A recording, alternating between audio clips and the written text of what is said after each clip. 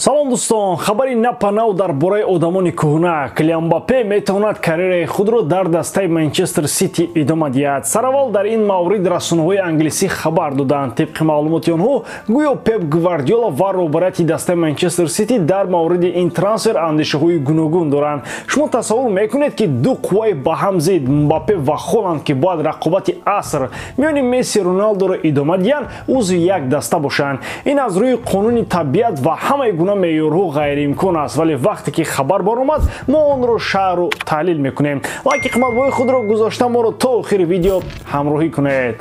Аллакай як финалисти Лигаи Миллатҳо маълум гардид. Акнун имшаб дуюм финалист аз байни мунтахабҳои Испания ва Италия маълум мегардад. Кадом мунтахаб дар финал бо Хорватия вомехӯрад? Тамошои рақобатро бо сарпарасти видеои мо ширкати 1x бозам ҷолибтар гардонед. Дар он ҷо регистратсияи осон, пур кардани маблағ аз тамоми гӯшаву канори дунё, вале аз ҳам муҳим, бонус то ҳаҷми $100 дар аввалин пардохт бо промокоди AMG 0777 ссилкаи бозӣ дар комментарияи ин видео. бозии Тоҷикистонро бар муқобили Умон тамошо кардед? Маълум аст ки ҳар яке аз мо дар мавриди ин рақобат фикру андешаи худро дорем. Ба яке писанд аст, ба дигари умуман маъқул нашуд. Дигаре хулоса баровард ки Пётр Шегирд бояд аз вазифа биравад. Тарафдорони ин вариант рӯз то рӯз бештар мешаванд. Ин бозиро метавон аз ду нигоҳ баҳо дод. Якум аз нигоҳи бозии алоҳидаи мунтахаби Тоҷикистон ва дуввум аз нигоҳи муқоиса бо рақобати якум бар зидди Туркманистон. Аз нигоҳи якум бозӣ ба истилои дағал фач буд. Бале, мо 10 нафара будем. Бале, мо ҳисобро баробар кардем. Вале ҳама ин маънои онро надорад ки бозиамон маъно дошт. Якум мо ба дарвозаи худ дар ҳоли гол сар додем ки ҳамаи бозингарон дар майдон буданд. Дуввум, танҳо бо шарофати Рустам Ятимов мо ба дарвозаамон голи дуввум сар надодем. Шукр ки Рустам аст, вагарна ҳолатамон чатоқ мешуд. Сеюм, Умон ҳайати пурраи асосӣ надошт. Аз нигоҳи дуввум бозии бачаҳо дар қиёс бо Туркманистон хеле беҳтар буд. Ҳаракати ҳамаҷонибаи футболбозони мо дар ин рақобат ба назар мерасед. Хулосо, аз бозии якум гирифта шуда сари иштибоҳҳо кор шудааст, аммо ба таври кофӣ не. Мушкилӣ ҳамон мушкилист. Бозии футболбозони мо он қадар маълум нест. Бо чунин ҳайат дастаи мо бояд хеле беҳтар бозӣ кунад. Усули бозӣ маълум нест. Аз рӯзи якуми омадани Шегирд ба мунтахаби Тоҷикистон қолоби бозӣ пайдо нашуд. Акнун гап дар мавриди Никола Барела меравад. Ӯ бо эҳтимоли ғолиб карьераи худро дар дастаи Ньюкасл идома медиҳад. Дастаи Премер-лигаи Англия ва шомили Лигаи Чемпионҳо ба хулосае омадааст ки хатти нимҳимояро бо харидани ин футболбоз қавӣ намояд. Ин ҷо калимаи қавӣ беҳуда наомадааст. Воқеан ҳам бозингари итолиёвӣ давоми солҳои охир хеле пеш рафт. Ин футболбоз тавонист дар хатти нимҳимояи дастаи Интер бозии хеле олиро нишон диҳад.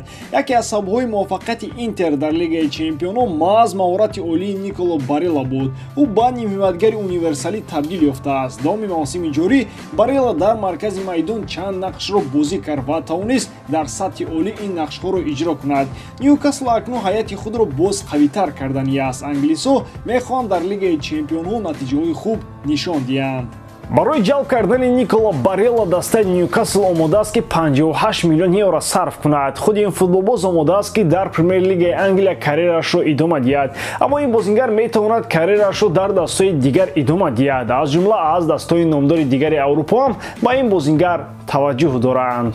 таваҷҷӯҳи Реал Мадрид ба Кай Хаверс факти маълум мебошад, аммо акнун дар байни як ҷониби дигар даромада мехоҳад ин футболбозро бигирад. Гап дар бораи ҳамсояҳои Челси меравад. Арсенал мехоҳад ҳамсояҳои худро ғорат карда Хаверсро ба сафи худ ҷалб кунад.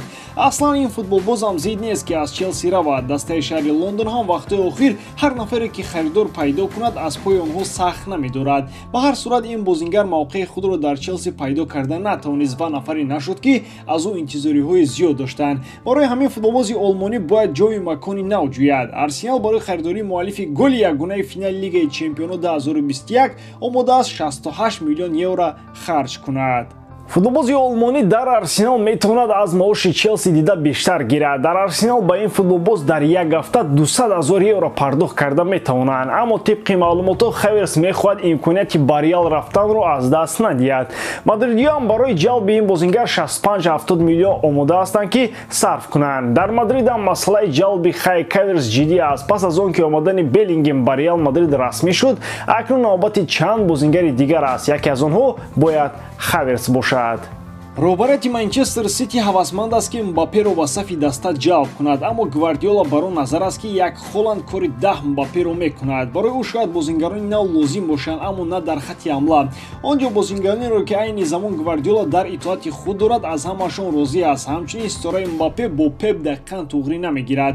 Мбаппе шахсе аст ки авторитети худро баланд медонад. Гвардиола чунин характерҳоро намеписандад ва бо онҳо кор карда намехоҳад. метавонем кори якҷояи ӯ ва Ибрагимовичро ба хотир орем, вале Де Брюйне нишон дод ки Пеп нозу нози беҳтаринҳоро мебардорад. ин як тарафи масъала аст. аз ҷониби дигар борои футбол чӣ хеле ки дар аввали видео гуфтем, беҳтар аз он хоҳад буд ки агар Мбаппе ва Холланд дар як даста набошанд. агар Месси ва Роналду дар як даста мешуданд, футболе ки мо давоми 15-20 соли охир дидем ин қадар ба шавқ сурат намегирифт. агар Мбаппе ба Манчестер Юнайтед ояд, ана ин гапи дигар хоҳад буд. гуфтагӣ бар ин Мбаппе метавонад ба ин даста ояд агар Шайх Ҷасим Манчестер Юнайтедро таҳти назорати худ дароварда тавонад.